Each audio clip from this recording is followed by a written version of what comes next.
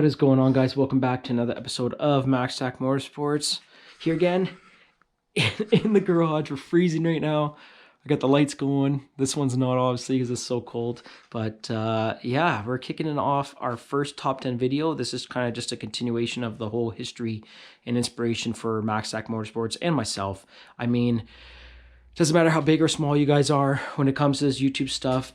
I'm just putting this video out, and if some people like it, then they like it. And if some people don't watch it, they don't watch it. But at least I can look back on it when I'm done or when I'm older and all that stuff. So I think it's pretty cool to kind of shed light on my top 10 stuff.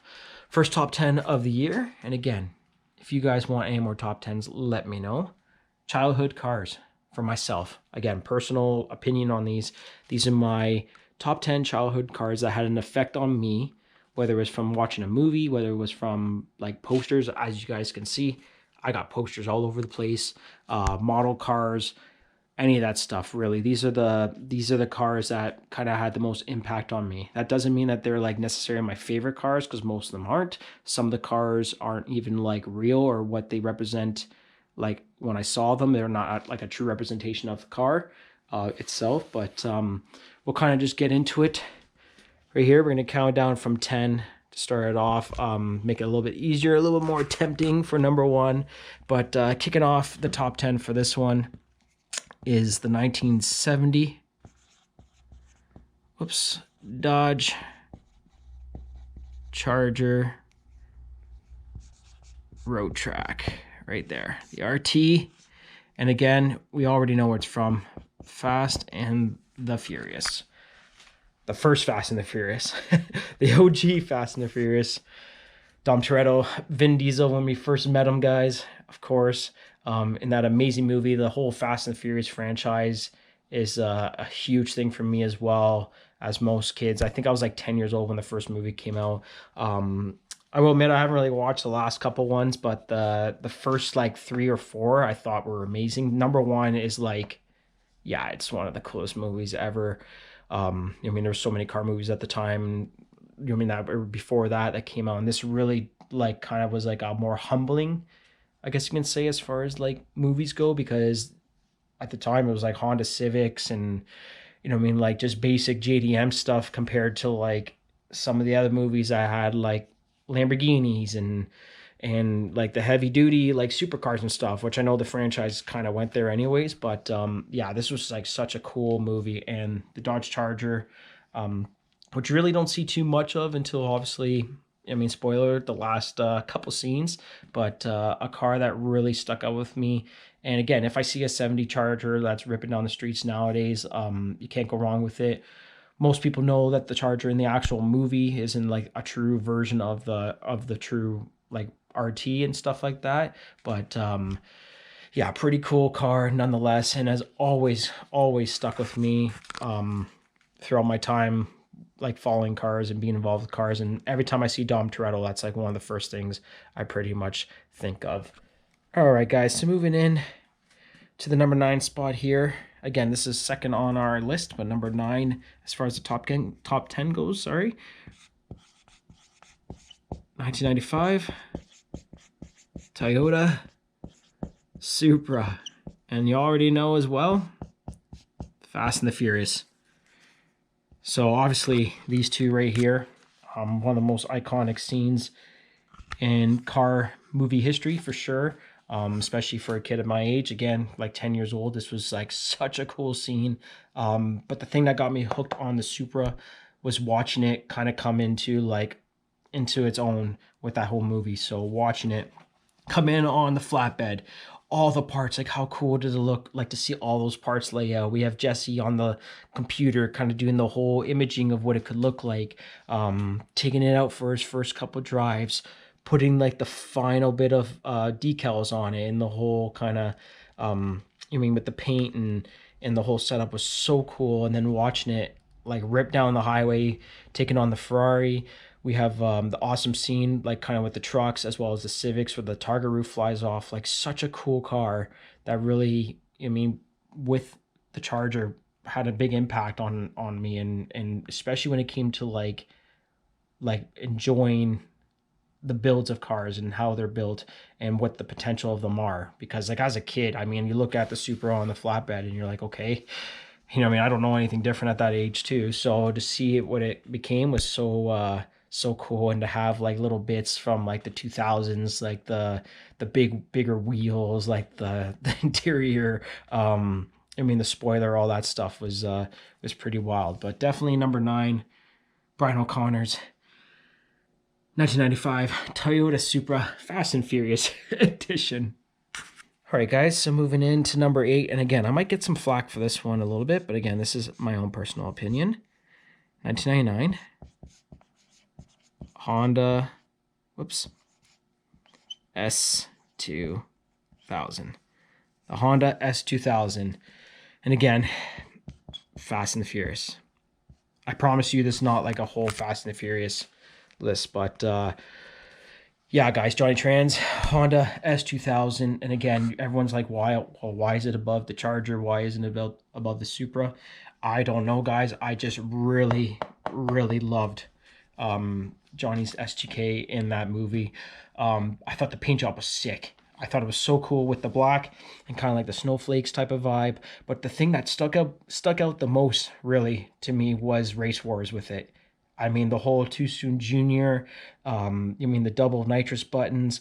I thought it was so cool and so badass at the time. And there's a specific scene with that S2K when Johnny does beat Jesse. Again, spoiler alert, but Johnny's coming back towards the paddock, and the downshifts and the sound from that S2K in that movie were so cool.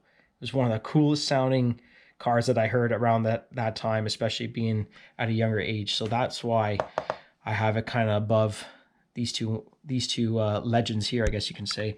But yeah, number 8, the 1999 Honda S2000 Fast and the Furious edition. All right, so now we're going to get into number 7 of our top 10 childhood cars. And again, this one's going to probably hit a lot of you guys from outfield, I guess you can say. And again, like I'm probably going to get a lot of flack for this one. Going to be kind of weird, but I'm going to write it down for you guys.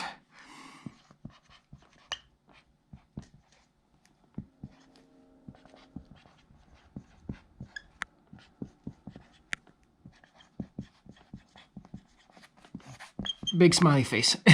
So, yes, we have the Charlie's Angels IndyCar. And a lot of you guys are like, what are you talking about, dude, right now? But, yeah, so Charlie's Angels, again, a movie from my childhood. Don't hate, man. Don't hate. It's a sick movie. I'm not going to listen to you guys flack me on it. But there's an IndyCar scene. So I believe that they're at California Speedway, Fontana, I think it is. And they're doing IndyCar testing. Now, if you watch the movie and you know your IndyCar stuff, the IndyCar that they're actually using is not really an IndyCar. It's some sort of like kit car. It does have kind of hints of Lola and Renard, I think, were the chassis at the time as well. But yeah, they're doing some sort of IndyCar test. And then, obviously Cameron Diaz is in it. I forgot the guy's name. Oh my gosh, I'm going to get in trouble for it because he's in Back to the Future. But anyway, I think it's Crispin Gloven, I think it is. He's in it. But yeah, they kind of escape the whole oval of the track, kind of do a bit of a street race around the streets of, I guess that's somewhere in California, obviously. And they end up on a bridge where they play chicken. And there's like a couple like birds on the bridge that start the whole thing. But yeah, for some reason, guys, again, it just stuck with me. The sounds of them. I thought the whole kind of paint job, obviously the one's like Americanized, which is cool, not a big deal. But the other one kind of has like a Texaco type of vibe to it, with the black and red. But yeah, it's cringy. It's a cringy scene for sure. You got Aerosmith and The Prodigy at the time, which was still pretty cool. Badass songs, but it's a 2000 movie, guys, so you're gonna get that type of cringiness from it. But at the time of watching it, it was so cool. And watch them play chicken on the bridge, it's just again something that really stuck with me as a kid, and it comes in at number 7. Moving on to number 6 here, guys. I'm gonna have to figure out some room here. I might have to move the numbers around, but number 6, and again, this is not really like a brand specific. And again, I apologize about my writing, but my hands are frozen. Wagon Derby cars. Yes, guys. The wagons, man. Wagons are so cool when it comes to the Derby world. I mean, you got Oldsmobile, you got Chevy. I think Chrysler has a bunch of them too. Like, there's tons of them. Honestly, there's tons of them, and I'm talking like old, like 1980s, 70s wagons, like true wagon Derby cars. Like you do get Ford Tauruses and Century wagons and all that stuff nowadays, but I'm talking about the glory days, baby, the glory days of the demolition derby world. Again, as a kid, I used to go to fairs all the time with my parents, which kind of got me into doing the whole derby stuff. But if you saw a wagon that was like bent in half, or like the whole tail end of it was up in the air, you had the header sticking out the hood. It was so cool, man. Such a cool kind of like look, and I loved it. It's on pretty much like almost every other derby t-shirt that you buy nowadays. Any of the old fellers that you'll talk about when it comes to the whole derby car community will tell you about wagons that they had and tricks that they did to bend them and motors they ran and all that stuff. So it's definitely one of the things that stuck with me in the past. And like I tried to find like an actual like, I mean, either a Caprice wagon or you know what I mean, like any sort of, like I said, Oldsmobile and stuff like that. To Derby one, they're just so hard to find now, and they're so expensive, especially up here in the Toronto area. But they come in at number 6. If you ever get a chance to see a couple old ones in person, or at I mean, at full throttle around a speedway or a pit, definitely appreciate it, because they are hard to find, especially up here, like I just said. But yeah, number 6. Let's get into number 5. Okay, so coming in number 5, and again, this isn't really like year specific, but this is more kind of models specific. So we're gonna put in at number 5, the 2nd gen Integra. So the DA5 to the DA9 is yeah, coming in number 5, 2nd gen Integras. A lot of people are gonna ask me why or how that came about. So my cousin actually had one back in the day, and again, I don't remember what model his was, to be exact.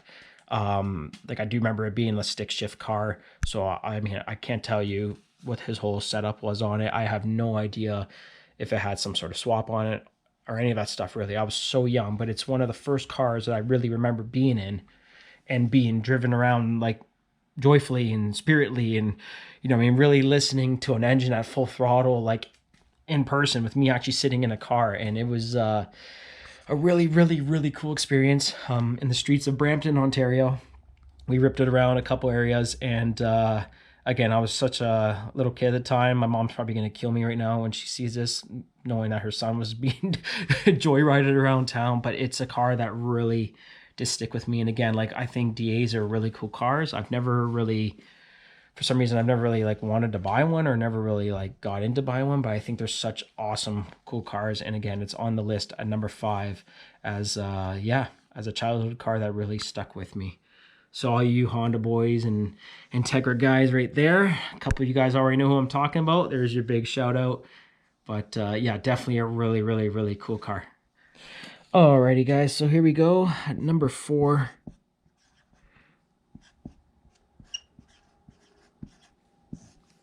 The Jaguar XJ220. And again, guys, what an absolute legend of a car this Jag is right here. So obviously designed for Group B racing, to kind of pay tribute to like some of the older Jags that ripped down the Mulsanne straight back in the day, for sure. Yeah, I never did get the 6-liter, I think it was, V12 that it was supposed to get, or 6.5 liter or something that it was supposed to get in its concept. Ended up getting the 3.5 twin turbo engine V6, which I mean is still a badass car, you know what I mean? But yeah, so this was the first car that I had on a poster right here. I remember being a kid, going to a local kind of book fair at one of my schools or whatever it was, and I mean, 90s kids will appreciate this, but if you went to a book fair, there was like I Spy and like kind of like Captain Underpants or whatever it was, like just a bunch of random books. But you could buy posters. You could get like pencils, erasers, and posters and whatever. But yeah, right here, this Jaguar XJ220 was the first poster that I ever had, that I ever owned. I don't have it anymore. I wish I did, because it'd be in here. But yeah, it's definitely a car for sure at the time that really stuck with me. And to this day, again, it's still remembered as my first ever poster. The most embarrassing thing about it though is I did actually think that it was a McLaren at the time, until I got a little bit older and I actually realized what it really was. So again, like, I loved it for what it was and what it looked like, and that was a Jag XJ220. Doesn't mean I don't like McLarens, I do, but that was yeah, that's what it was. So definitely such a cool car. We've seen a couple in the past here, past summer or 2 summers ago. There was one at the Oblivion Car Show, which I'm hoping to get to again this year, which is pretty cool. But yeah, that comes in at number 4. Okay, guys, we're getting down nitty gritty here. We're in the top 3. So number 3. I already know what's gonna cause a reaction here. The Honda EG hatchback. Oops, sorry. There we go. The Honda EG hatchback Civic. And again, no years or models, like, you know what I mean, getting too crazy with whatever. But yeah, so for the first time in my life, I remember walking home from school, and I lived in Brampton at the time, and I was at an intersection, and this lime green, white rim, white interior, like fully 2000s Honda Civic bubble back hatch rolled up to an intersection there. And I remember standing there, I'm like, okay, like, you know what I mean? I was a kid at the time as well. This is before Fast and the Furious. This is before the second gen Integra stuff, before most of the stuff really. And I just remember sitting there waiting for this car to go, and this guy hammered it. Like, in this, at the time I lived in like a new area, so it was kind of construction stuff, but this guy hammered it down a road. And yeah, just listening to that car sing down the road, going through all the gears, was so cool, and I loved it. And it is really, honestly, the car that inspired me at the time to like want to mod cars. Like, when I first saw it, I was like, dude, like, I really, from that point on, I started like thinking to myself, okay, maybe one day I can have a car that I can do. And I wanted a bubble back for so long, and I wanted to get into a bubble back. So every time I see a green bubble back, it really hits home with me. But again, the mods at the time, man, like early 2000s. I might even been, actually not even, it would have been early 90s. Like, oh my gosh, like when the car came out, it was pretty wild. But number 3, the Honda EG hatchback. Again, guys, I apologize for not putting like legit years on it, but that's like a faint memory, but one that sticks with me and will for a very, very, very long time as the first car to inspire Max Attack Motorsports to mod cars. Kind of wish I didn't see you, but that's okay. Let's get to number 2. Okay, guys, so number 2, I know I can feel the suspense like you can right now, but number 2, of course, the Mazda RX-7 FD. So an absolute icon for me. Yeah, like such a cool car. Everyone loves FDs. I mean, I love my FC as well, but the FD, man, is really what kind of pushed me towards getting the Mazda and RX-7. This and the 787B. Yeah, those 2 cars really, really, really pushed me into the whole rotary thing. But I saw my first ever Mazda RX-7, the FD, sitting outside of a hotel that, yeah, we were there. I think we were picking my mom up or something like that. There was a yellow one sitting in the parking lot by itself, lowered down, nice kit on it, beautiful wheels on it. Very, very, very, like, kind of, like, it had a big wing on it, but it was, like, sleek at the time. So I really, really shined in.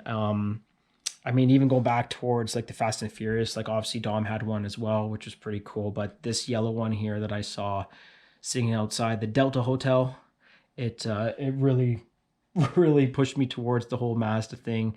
And it's the first car to really, again, make me kind of focus on one brand and one model that I really wanted in my life. And from that moment on right there, I told myself I was going to get an RX-7, and I'm definitely very fortunate and lucky that I was able to at least snag one of them. I mean, I had 2, but I kind of sold or traded the other one. But yeah, the fact that I was able to snag this after being inspired by this is a pretty cool thing. But that comes in at number 2. It's time, guys, for number 1. And here we are, guys. Number 1 in our first top 10 of the year. The number 1 car to inspire me, Max Attack Motorsports, to love cars, to get into cars, to appreciate cars. It's the 1999 Dodge Viper GTS. Yes, guys, what a car. Blue with white stripes. You cannot go wrong with that. I know the white with the blue stripes looks pretty cool. Red with the silver stripes look pretty cool, especially when you incorporate the whole kind of snake logo on it. Looks pretty badass. But blue, white stripes, a kid in the 90s, man, like this was, between like the Testarossa and the Countach, I know they're a little bit like outdated, or I shouldn't say outdated, but they're more like earlier than the 99 Viper. Like they were all poster cars, but this was like so cool. I remember being in school and like playing that MASH game, or like that kind of thing with the paper where you do like in and out, and then you hit a number and then you open it up and it tells you what your fortune is and stuff. I always asked to have the Viper on there. It was either that or like I would be like in a Pinto or like a Caravan or something. But yeah, the Viper, man, like such a badass car for what it just represents. Like the whole look of it, big motor, rear wheel drive, like just a balls to the wall type of car. And yeah, I love the Viper. Honestly, it's one of my favorite cars of all time, which we will get into the top 10 of that stuff. But that comes in at number 1. First model car I ever had. I still have it. It's in the basement of my house. It's in like a glass container thing. I used to play with it all the time. I used to like try to push it down to like lower it, make it look cool and stuff. But you don't have to do that with these cars, man. They're amazing. Yeah, from factory. And it's like my absolute dream to either drive one, own one, be in one, even just being around one. I love it. So any Viper owners out there that want to hook me up, a feature with that, or maybe we could just all win the lottery or make this channel massive, like I can get it famous. But yeah, guys, that comes in at number 1 on our top 10 childhood cars for Max Attack Motorsports. Again, thank you so much for watching another video. We have our Fast and the Furious, the Charger, the Supra, and the S2K, Charlie's Angels, IndyCar, the Derby cars, especially the wagons for sure, the second gen Integra, Jaguar XJ220, the Honda EG hatch, the Mazda RX-7 FD, and the Viper. That is our top 10 list right there. And again, if you guys have any kind of concerns or questions, whatever, I'm going to try to put some pictures of these cars in the actual like video. Shout out to Google and whoever takes the photos. I'm so sorry. I try not to break any copyright stuff, but I'm going to have to somehow get some pictures. But yeah, guys, thank you so much for watching another one, man. I can't wait to do this again. I actually really enjoy it. I can't wait to do it while it's warmer out too. That should be a lot of fun, but it does really mean a lot. And again, guys, don't forget to, follow me on Instagram, Max Attack Motorsports. You can also like the video, subscribe, comment, all that stuff as far as the YouTube stuff goes. And in the comments, let me know, like, what's your favorite car, or what's your top 10 cars that really inspired you to get into either what you're doing with your life as far as car related, or whatever car you're modding, all that stuff. I like to hear all that. So, okay, guys, this camera's going to die. I actually just charged it not too long ago, but it's going to die really fast here. So thank you again so much, and I hope to talk to you guys soon. Take care, guys, and be safe.